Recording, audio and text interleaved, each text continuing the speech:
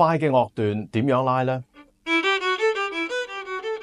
嗱，如果你快嘅樂段係快唔起，好可能咧同你用功多少有關，好可能你係用緊好多功。第二，好可能你用功係唔平均。第三個原因，好可能係你用緊成隻手去拉，而唔係用手指同手腕咯。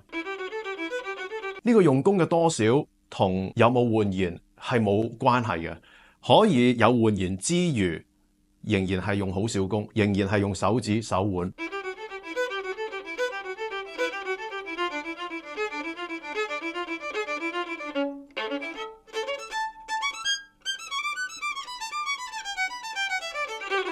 如果你想快嘅樂段流暢嘅話咧，你睇譜問下自己係咪一組一組咁去睇，定還是係逐個逐個音去睇？譬如頭先我拉嘅6個音，如果你能夠以2組6個音去睇，或者你一開始你已經睇到，哦，原來成個小節呢6個音係重複4次，咁嘅話你係慳咗好多注意力。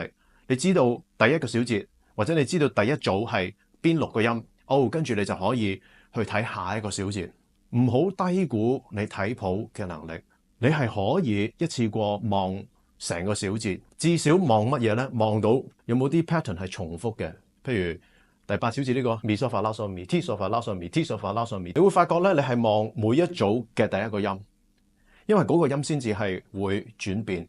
第二去到第6個音係冇變嘅。如果你係咁樣去睇譜嘅話咧，你先至可以流暢。